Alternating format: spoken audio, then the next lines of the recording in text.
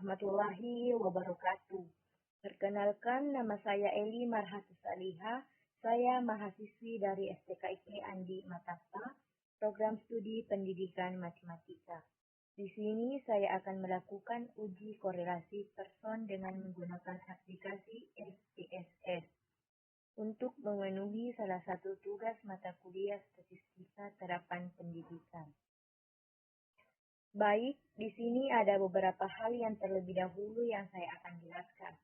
Yang pertama ada konsep dasar analisis korelasi, di mana uji korelasi bertujuan untuk mengetahui tingkat keeratan hubungan antar variabel yang dinyatakan dengan koefisien korelasi atau bisa disebut dengan R. Kemudian jenis hubungan antar variabel X dan Y dapat bersifat positif dan negatif. Yang kedua itu ada dasar pengambilan keputusan, di mana jika nilai signifikansinya lebih kecil dari 0,05, maka berkorelasi, begitu pula dengan sebaliknya. Jika nilai signifikansinya lebih besar dari 0,05, maka tidak berkorelasi. Adapun pedoman derajat hubungannya, di sini ada nilai person korelasinya 0,00 sampai dengan 0,20, maka itu tidak korelasi. Tidak ada korelasi. 0,21 sampai dengan 0,40 korelasinya lemah, 0,41 sampai dengan 0,60 korelasinya sedang, 0,61 sampai dengan 0,80 korelasinya kuat, dan 0,81 sampai dengan 1,00 korelasinya sempurna. Nah, di sini jika nilai signifikansinya tepat di angka 0,05, maka kita harus membandingkan person korelasinya dengan R tabel, kemudian person korelasinya lebih besar R tabelnya, maka itu berhubungan. Begitu pula dengan sebaliknya, jika person korelasinya lebih kecil dari R tabel, maka tidak berhubungan. Nah, langkah selanjutnya itu kita masuk ke aplikasi Excel. Nah, selanjutnya itu kalau kita ingin menguji korelasi person, kita harus mempunyai data yang bersifat interval. Kemudian kita ingin mengetahui hubungan, misalnya di sini pengetahuan predikat dan perilaku. Seperti yang kalian lihat di layar, bahwa saya mempunyai 3 variabel, yaitu pengetahuan, predikat, dan perilaku. Nah, saya ingin mengetahui hubungan antara pengetahuan dan predikat. Jadi teman-teman bisa lihat, di sini saya sudah mempunyai data. Saya mempunyai data sampel sebanyak 20 responden.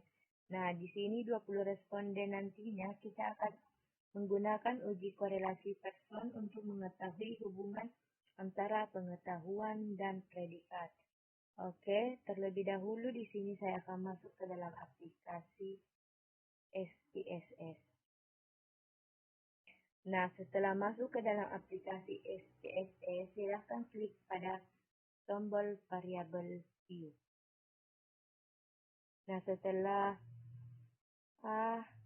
pada kolom name, saya akan mengetik X, kolom pertama, kolom kedua saya akan mengetik Y, dan kolom yang ketiga itu saya akan mengetik Z.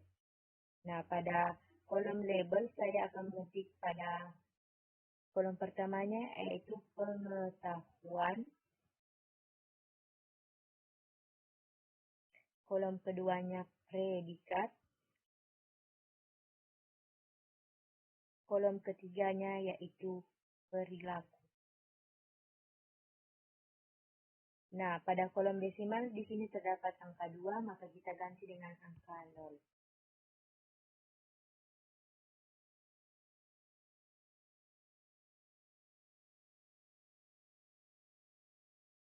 Nah, setelah itu silahkan klik pada ujung kiri bawah, tepatnya pada data view.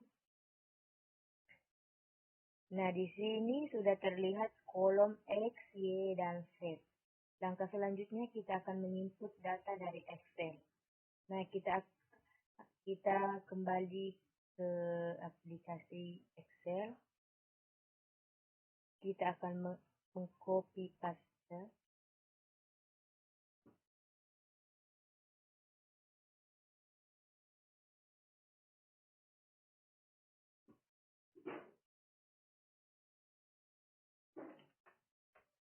Kemudian kita kembali ke aplikasi SPSS. Pada kolom X dan Y, kita paste. Nah, di sini kita sudah menginput semua data dari Excel pada kolom pengetahuan, perilaku, dan predikat. Oke, langsung saja kita klik Analyze.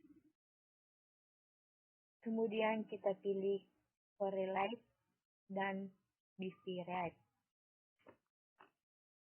Nah, di sini ada dua kolom, di mana kolom di sini terdapat dua, yaitu variabel.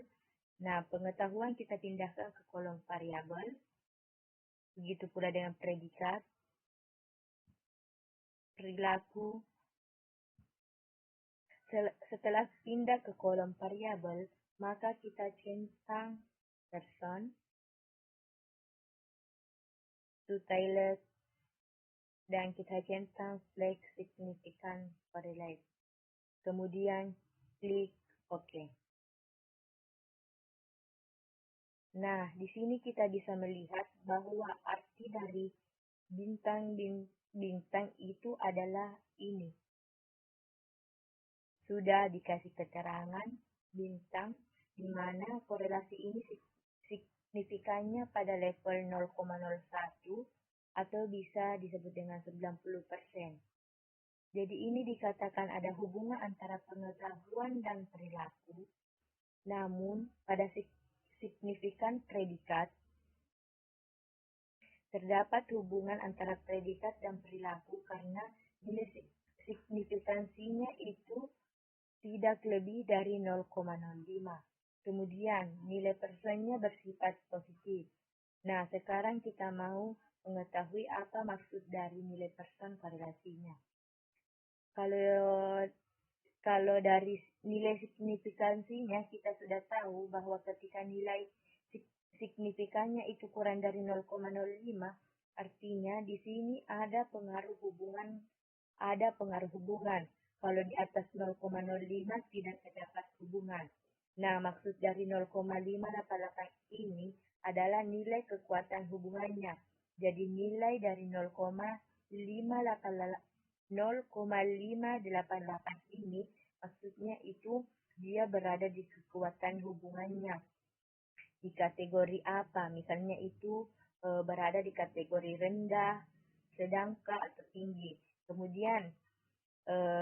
Kemudian di sini saya sudah mengetahui bahwa nilai di kotak hubungan antara 0,588 ini berada pada kategori sedang. Cukup sekian dari video yang saya sampaikan. Saya ucapkan terima kasih. Wassalamualaikum warahmatullahi wabarakatuh.